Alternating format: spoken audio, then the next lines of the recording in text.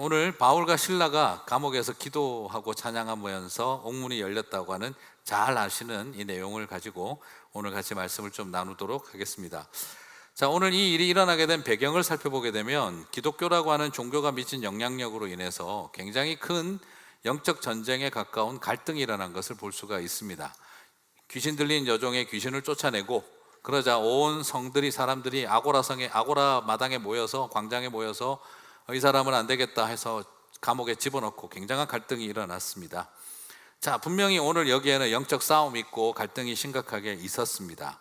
그래서 얼뜻 보면은 선교하는 일에 영적 전쟁도 일어나고 귀신을 쫓아내는 일 이런 것들을 보게 되어지지요. 그런데 오늘 이 영적 전쟁이 굉장히 영적이기보다는 또 한편으로 본다면 다르게 본다면 쩐의 전쟁, 돈의 전쟁과 같았다라는 생각도 듭니다.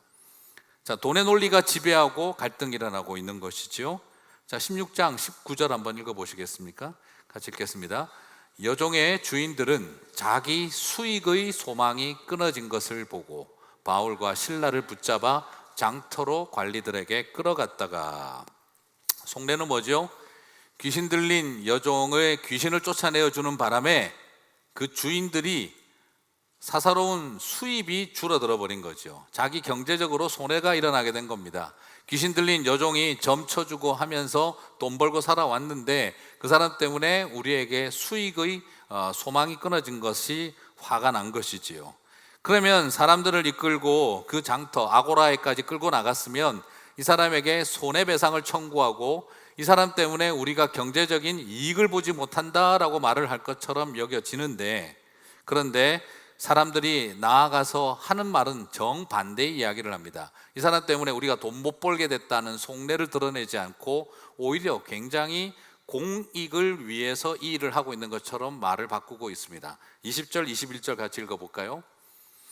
상관들 앞에 데리고 가서 말하되 이 사람들이 유대인인데 우리 성을 심히 소란케 하여 로마 사람인 우리가 받지도 못하고 행하지도 못한 풍속을 전한다 하거늘. 자, 자기 속내는 뭐 때문입니까? 내 수입이 줄어들었다. 그게 화가 난 거죠. 그런데 겉으로는 뭘 내세우고 있습니까? 인종 간의 갈등을 내세우고 있습니다. 이들이 유대인인데 우리 로마 사람이 우리를 굉장히 불안하게 만들고 있다. 이 성을 소란하게 만들고 있다. 로마 사람인 우리가 받지도 못할 풍속을 전하고 있다. 이들이 우리의 종교와 우리의 문화와 우리의 미풍양속을 무너뜨리려고 하고 있다. 이 유대인들이 와가지고 우리 공동체를 파괴하고 무너뜨리려고 하고 있는 것 아니냐라고 내세우고 있습니다. 자기 속에는 돈 때문에, 이익 때문에 이러고 있는데 겉으로 내세우는 것은 민족과 국가와 사회와 공동체를 위해서 우리의 미풍양속과 문화와 종교를 지키기 위해서 이 사람들이 위험한 존재들이다라고 사람들에게 공포심을 조장하고 있는 것이지요.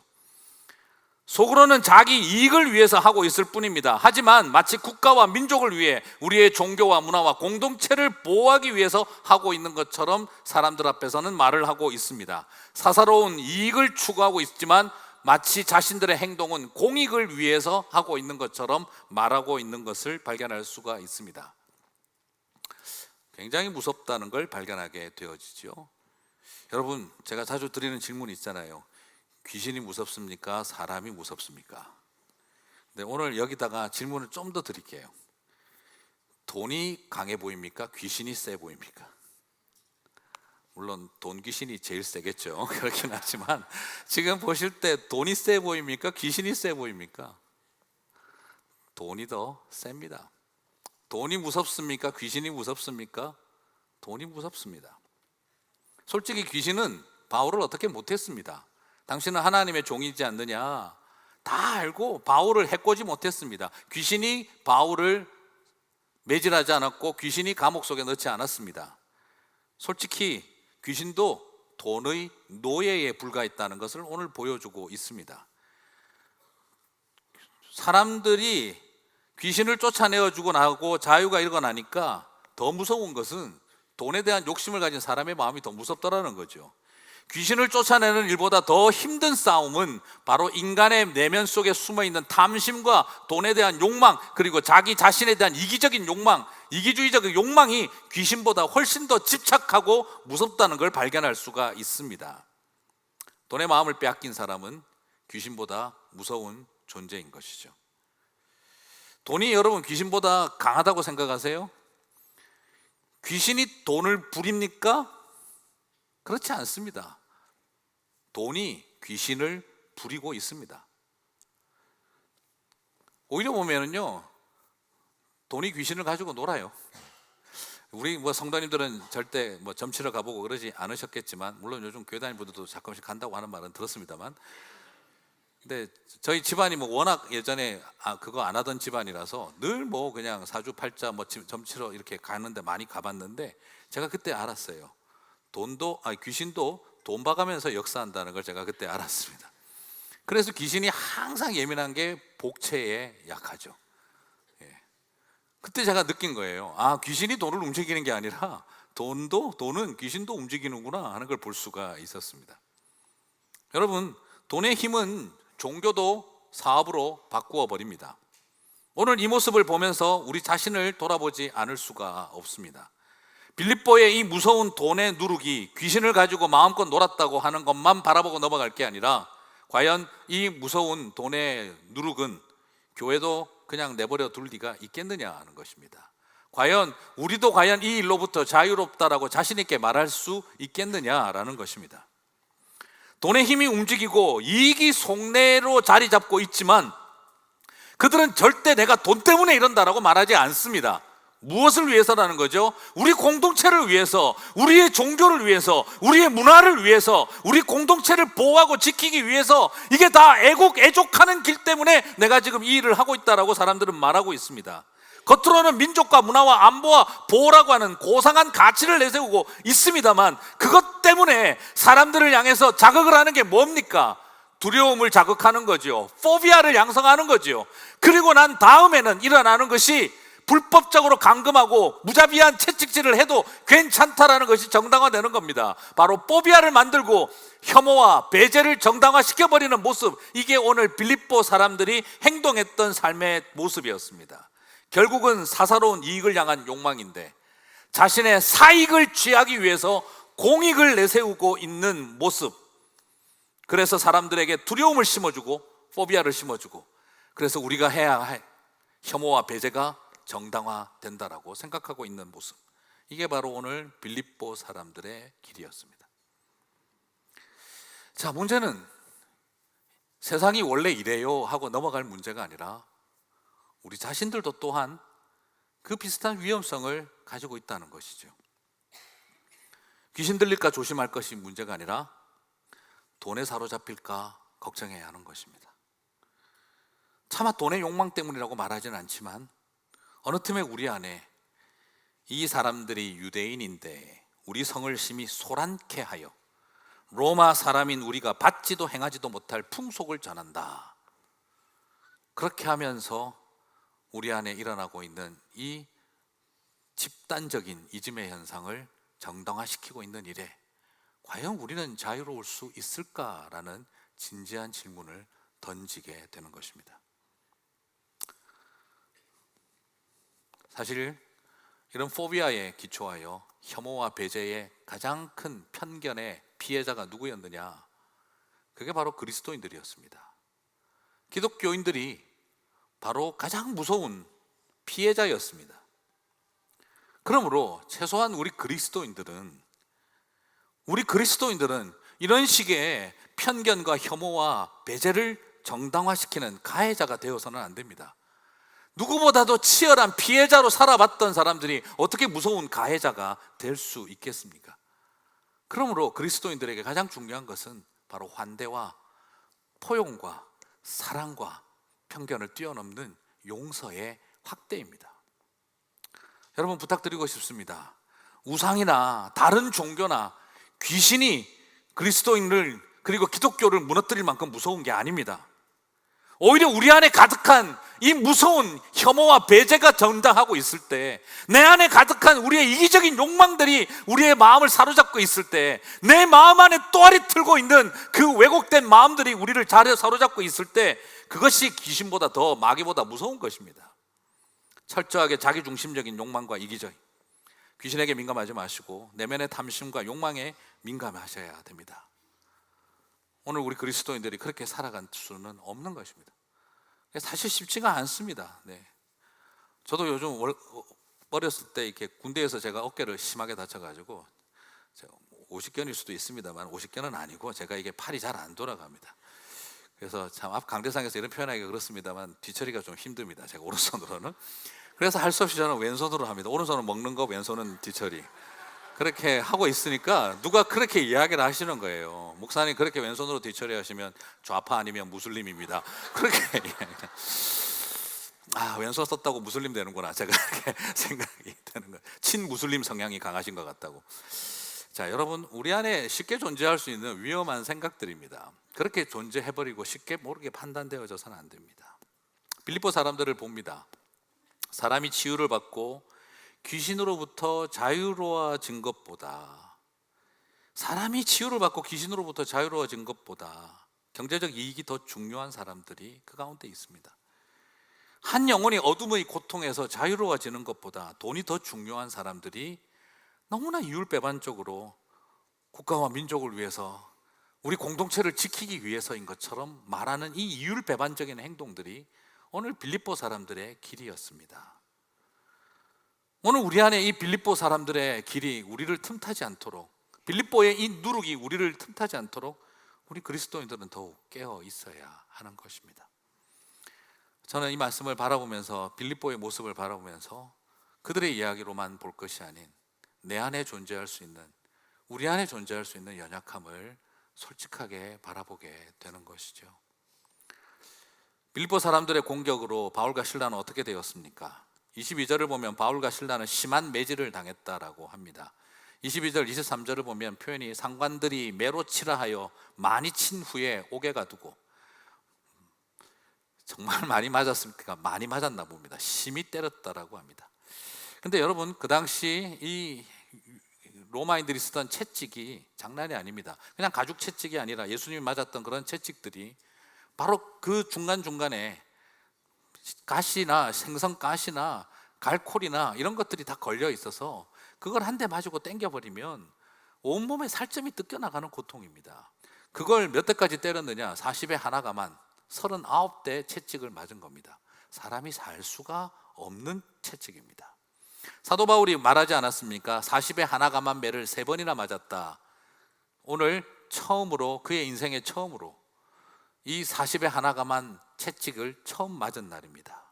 인생 처음으로 39대의 채찍을 맞은 날, 여러분은 어떠셨겠습니까?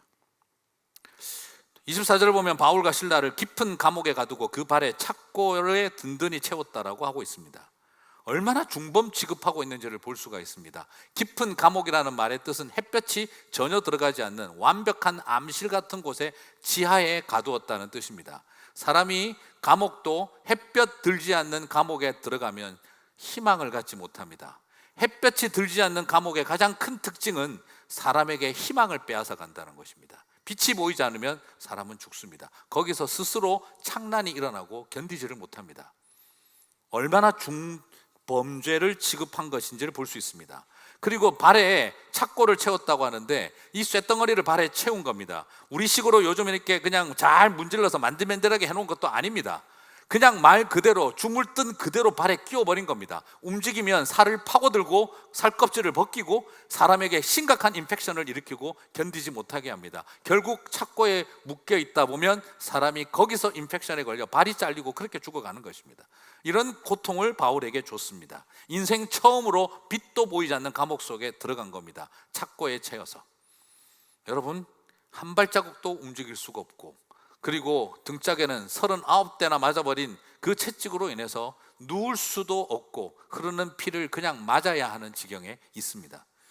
여러분, 만약 인생 처음 감옥에 들어가 보셨다면 어떤 느낌이시겠습니까? 우리는 쉽게 그냥 바울과 실라처럼 고통 가운데에서도 찬양하고 기도하자 이렇게 쉽게 말하기가 어렵습니다. 40에 하나가만 채찍을 맞아보고 내 인생 처음으로 감옥에 들어가서 빛도 보이지 않는 자리에 착고를 차고 눕지도 못하고 서지도 못하고 걷지도 못한 상황에 처해보고 난 다음 우리는 쉽게 찬양하며 기도하며 믿음으로 이기자라고 과연 말할 수 있겠느냐라는 거죠. 쉽지 않은 일입니다. 이 인생의 이 고통, 여러분 어떤 겁니까? 사람을 죽여서 지금 이 형벌을 받고 있는 겁니까? 아니면 사람을 살렸다고 이 벌을 받고 있는 겁니까? 사람 죽였다고 벌 받는 게 아니라 사람 살렸기 때문에 벌을 받고 있습니다. 내가 불법을 행한 것도 아닌데 불법적인 재판, 불법적인 체포로 그냥 이렇게 고통을 당하고 있습니다. 내가 귀신을 풀어서 사람들을 귀신에 혼돈스럽게 한 것도 아닙니다. 귀신으로부터 한 영혼을 자유롭게 만들어 준 겁니다. 하나님의 뜻을 떠나 말을 듣지 않다가 심판을 당하는 것도 아닙니다. 하나님의 뜻에 순종하여 왔더니 이 엄청난 고통을 당하고 있는 것입니다. 여러분, 이렇게 억울하고 분통 터지는 일을 경험할 때 찬양할 수 있겠습니까? 기도할 수 있으시겠습니까? 솔직히 못할 것 같습니다. 해낼 수가 없는 상황입니다. 이런 꼴 당하게 하시려고 꿈에까지 나타나셔서 나를 가자고 하셨나? 바르게 살고 사람 살리고 귀신 쫓아내고 이 땅에 희망을 줬더니 나에게 기다리고 있는 이런 억울한 고통이구나. 이 애매한 고난. 여러분, 등짝과 피부는 다 찢어져서 피가 흘러 누울 수도 없고 발목을 파고 들어오는 착고의 고통은 정말 견디기가 힘든 자리, 누울 수도 없고 설 수도 없고 앉을 수도 없는 그 자리에서 그가 시작한 것이 찬양과 기도였습니다. 저는 한번 생각을 한번 해봅니다. 이런 자리에 있다면 과연 누가 견뎌낼 수 있고 찬양할 수 있을까? 그런데 바울과 실라가 기도하고 찬양합니다. 어쩌면 이것은 굉장한 하나님의 특별한 인도하심 같아요. 오늘 이 사도행전 16장은요 좀 독특한 패턴이 있어요. 기도로의 관점에서 오늘 이 스토리를 좀 한번 보시면 재미난 것이 좀 보입니다. 16장 13절 한번 읽어보시겠습니까? 같이 읽겠습니다. 안식일에 우리가 기도할 곳이 있을까 하여 문 밖 강가에 가니 나가. 자, 기도할 곳이 있을까 하여 강가로 나갔다가 어떤 일이 일어났죠? 루디아를 만나고 그 집이 다 예수를 믿어 세례를 받는 일이 일어났습니다. 기도할 장소를 찾기 위해 나아갔던 발걸음이 한 집안을 살리는 발걸음이 되더라는 거죠. 바울은 두 번째 경험을 합니다. 16장 16절 읽어보실까요? 우리가 기도하는 곳에 가다가 점치는 귀신 들린 여종 하나를 만나니. 또 기도하러 가다 보니 또 어떤 일이 일어납니까? 귀신 들린 노예를 만나 그 여인을 자유롭게 해주고 하나님이 한 사람을 해방시키는 것을 또 봅니다. 기도하는 곳을 만나러 가던 바울과 실라, 이제 하나님이 그를 기도하는 곳으로 인도하십니다. 16장 25절 읽어보겠습니다. 16장 25절. 한밤중에 바울과 실라가 기도하고 하나님을 찬송하며 죄수들이 듣더라. 그렇습니다. 기도하는 곳을 찾기 위해서 움직이던 바울과 실라의 발걸음은 한 가정을 살리는 통로가 되고 한 영혼을 자유케 하는 통로가 됐습니다. 그리고 하나님은 그들에게 기도의 처소를 허락하셨습니다. 그게 바로 감옥이었습니다. 그리고 그 감옥에서도 어떤 일이 일어납니까? 그곳에서 바울과 실라가 기도하기 시작하자 모든 죄수들이 그 찬송 소리를 듣게 되고, 그리고 사도행전은 우리에게 보여줍니다. 모든 사람들의 메인 것이 벗어진지라. 그리고 불을 들고 뛰어들어온 간수가, 자결하려고 했던 그 간수가 무섭고 두려워 떨며 선생이여 우리가 어떻게 하면 구원을 받을 수 있겠습니까? 라고 질문을 던지고, 그리고 그 간수의 가정에서 복음의 역사가 일어나 그들이 예수님을 믿고 그리고 온 가족들이 세례를 받는 역사가 일어났습니다. 바울이 기도하러 선택할 때마다 루디아가 온 가정이 믿고 세례를 받기 시작을 했고, 그리고 바울과 실라가 기도하러 움직이자 한 노예, 귀신 들린 노예 여성이 다시 하나님의 자녀가 되어지고, 그리고 그들이 감옥까지 갇혔으나 그곳이 하나님이 보내신 기도의 처소인 것을 알았을 때 그곳에 간수의 온 집이 세례를 받고 예수를 믿는 역사가 일어나더라는 것이지요. 이처럼 기도하는 곳을 찾던 바울과 신라에게 그 감옥은 그들이 그처럼 기도하고 싶었던 성전이 되어지고 하나님을 찬양하고 싶었던 성전으로 바뀌는 것을 오늘 우리는 발견하게 되어집니다. 사랑하는 성도 여러분, 오늘 우리는 여기에서 놀라운 것을 발견합니다. 선교가 무엇인지, 교회가 무엇인지를 발견하게 됩니다. 하나님의 선교는 무엇입니까? 전략을 가지고 우리가 뭔가 해보려고 해서 하는 것이 선교가 아니라 하나님 앞에 진실로 기도하는 자리를 찾을 때 한 가족이 돌아오고 그 기도하는 자리를 찾을 때 한 생명이 회복되어지는 역사가 일어나는 것입니다. 교회는 무엇입니까?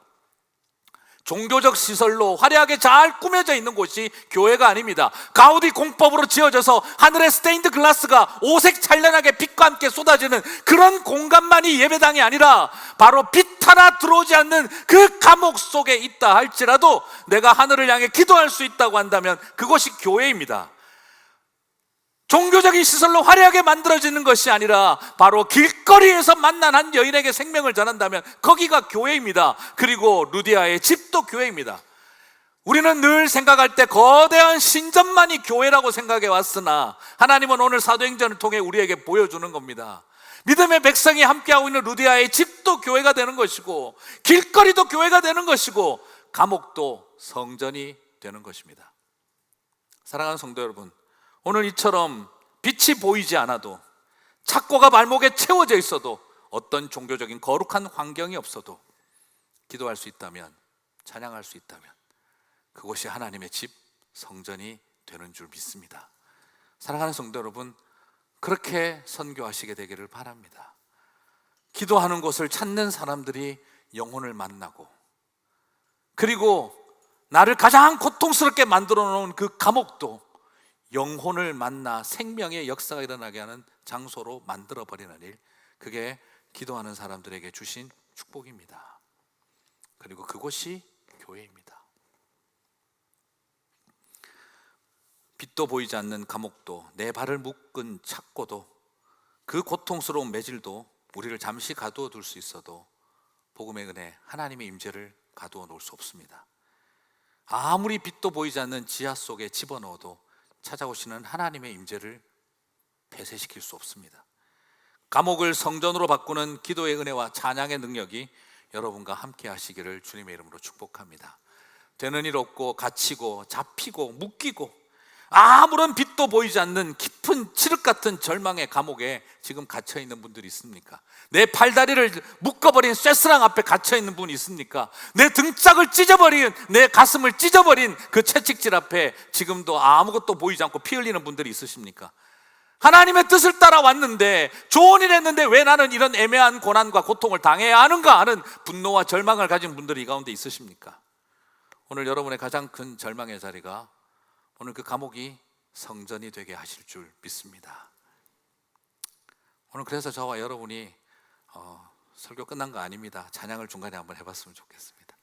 설교 중간에 찬양 하나 해봤으면 좋겠습니다. 오늘 바울과 신라의 마음으로 저와 여러분이 한번 찬양을 해봤으면 좋겠습니다. 여러분의 억울한 결박, 고상한 척하지만 무서운 집단 이기주의 앞에 고통받고 있는 우리들이 있다면, 그리고 갇혀버린 감옥이 있다면 오늘 그곳에 모든 매인 것이 풀리고 옥터가 흔들리고 문이 열릴 것이라고 믿습니다.